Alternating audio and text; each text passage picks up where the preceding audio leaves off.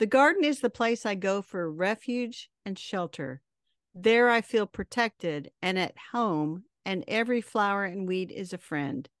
And that's Elizabeth van Arnhem again, and that's in her book Elizabeth and Her German Garden, 1898. Which is the classic. That's the book she's most famous for. And you chose this week. We were sent the new and revised and expanded edition of The Writer's Garden, How Gardens Inspired the World's Great Authors. And how long ago did we get the original one? It's been a while.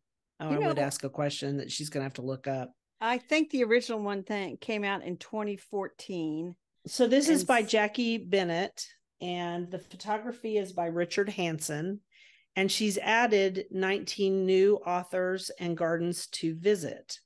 And it's a bigger book now, because we talked about this morning. It's now a coffee table sized book. There it is. And it would be, and she's showing a picture of it. And we may actually put this up on our YouTube channel.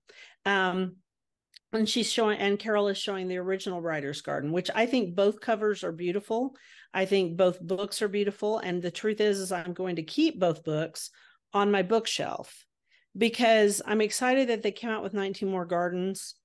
And I like the original book too. I think it would be a really great present for so many people for Christmas. Yes. If you like reading and the old authors, I'll call them the classics, the Agatha Christie's, Virginia Woolf, Rudyard Kipling. I'm just reading off Jack London. She Vita even has West. She has Ernest Hemingway's garden.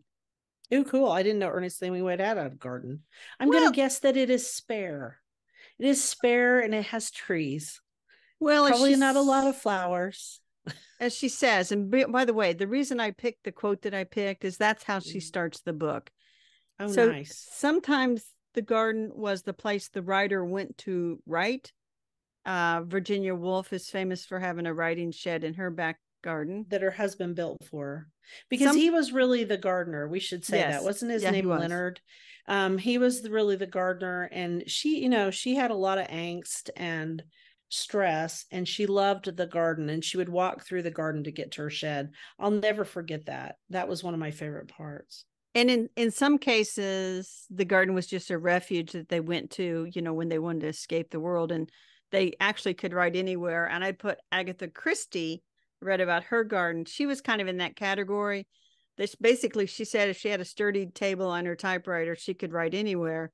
And her second husband used to take her to the Middle East for his architectural archaeology digs. And she would just, I could imagine like an upended shipping crate with her typewriter on top. And she wrote several of her mysteries there. And she had a huge garden, which I would love to see one day. I mean, yeah, Greenway, it's called. A huge property. And there's a famous story about Agatha Christie that my writing teacher, because, my degree is actually it's in professional writing. Right. It's through the journalism department. Get that? Did you hear the pun? Right. I got it. My writing teacher, Carolyn Hart, who's a very famous mystery writer, she said Agatha Christie was one of her heroes, and she would always tell in class about this story where Agatha was out in her garden and she was working, and someone said, and she said, "Oh, I've got it. I know the ending to the book. I know who did it." Right. And someone was standing there and they said, "Oh, I can't wait to read it." And she said, "Me too. I haven't written it yet." I love that. I love that story. Funny. Yeah. This new book has Frances Hodgson Burnett of The Secret Garden. Love. She had a garden. Because, yes, and I think it was closed for renovations when Jackie wrote the first book, and now it has been included.